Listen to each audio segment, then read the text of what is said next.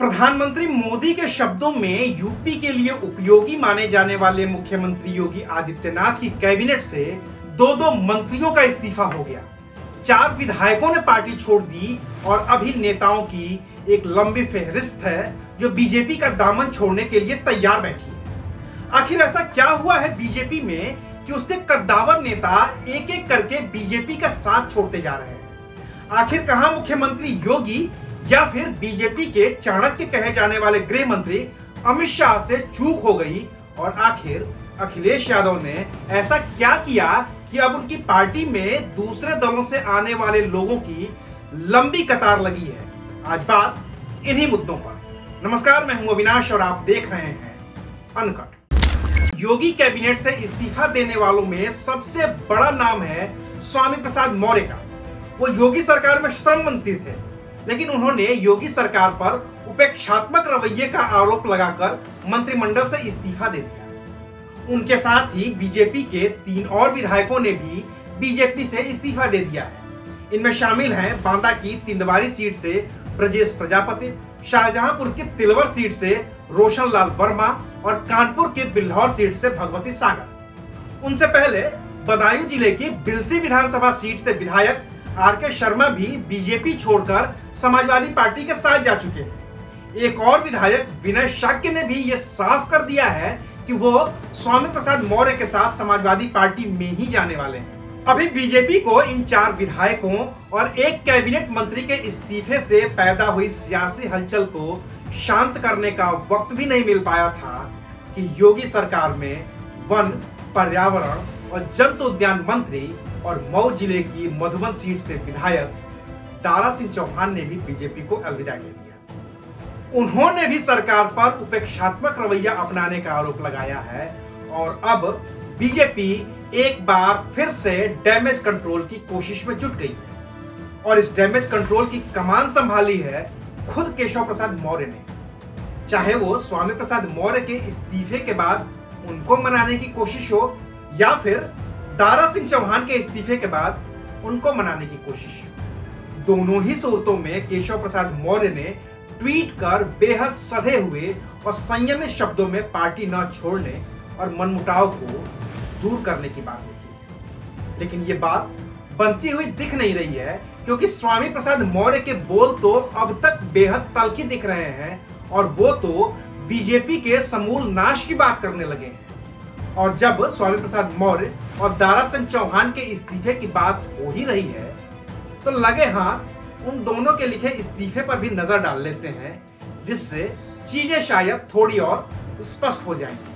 अपनी स्क्रीन पर देखिए, आपको दोनों ही कैबिनेट मंत्रियों के इस्तीफे की कॉपी दिख रही होगी। दोनों की भाषा देखिए, पिछड़ों की उपेक्षा, वंचितों की उपेक्षा, किसानों की उपेक्षा, बेरोजगार नौजवानों की उपेक्षा।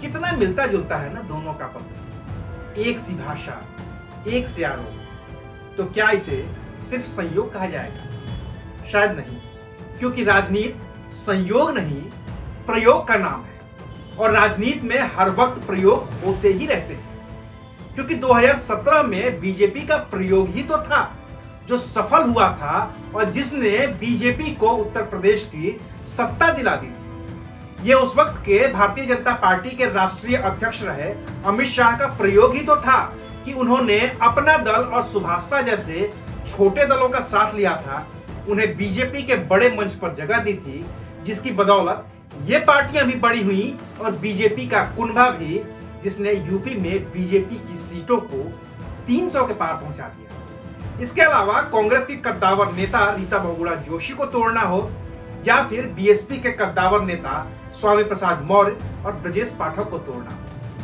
बीजेपी ने उसमें भी कामयाबी पाई थी।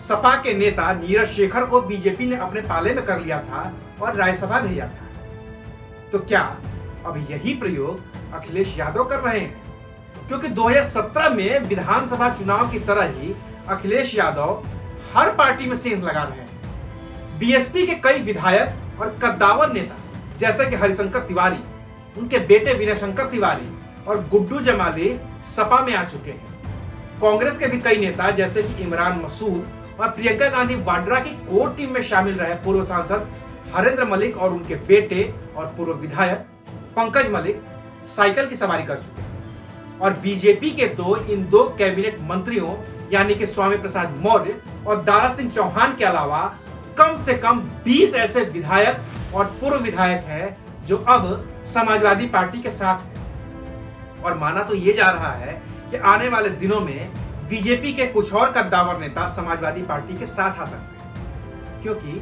अखिलेश यादव ने बीजेपी के अन्य पिछड़ा वर्ग वाले विधायकों के खेमे में अपनी मजबूत पकड़ बना ली है और ये अब साफ तौर पर दिख रहा है। तो सवाल उठता है कि आखिर बीजेपी से गलती कहां हो रही है कि वो अपने नेताओं को संभाल नहीं पा रही। अगर बेहद नजदीक से देखेंगे तो शायद आपको इसका अंदाजा लग जाएगा।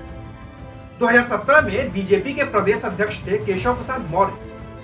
भले ही बीजेपी ने उन्हें मुख्यमंत्री का चेहरा घोषित नहीं किया था, लेकिन वो सीएम पद के स्वाभाविक दावेदार माने जा रहे थे और इसी के तहत उन्होंने अन्य पिछड़ा वर्ग के नेताओं की गोलबंदी भी की थी, जिसमें स्वामी प्रसाद मौर्य से लेकर दारा सिंह चौहान तक को जुटाया गया था। ओम प्रकाश राजभर की सुभाषपा के साथ का गठबंधन भी इसी सियासत का नतीजा था। लेकिन जब बीजेपी को जीत हासिल हो गई तो सीएम बने योगी आदित्यनाथ। केशव प्रसाद मौर्य को बनाया गया डिप्टी सीएम और सीएम डिप्टी सीएम के बीच खींचतान की खबरें लगातार आती ही रही हैं। अभी 2 महीने पहले तक खुद केशव प्रसाद मौर्य योगी आदित्यनाथ को मुख्यमंत्री पद का चेहरा नहीं मानते थे और कहते थे कि सीएम का चेहरा कौन होगा ये तो आला कमान तय करेगा। ऐसे में अन्य पिछड़ा वर्ग के जो नेता केशव प्रसाद मौर्य के भरोसे बीजेपी में आए थे कि सरकार में उन्हें कुछ हासिल होगा,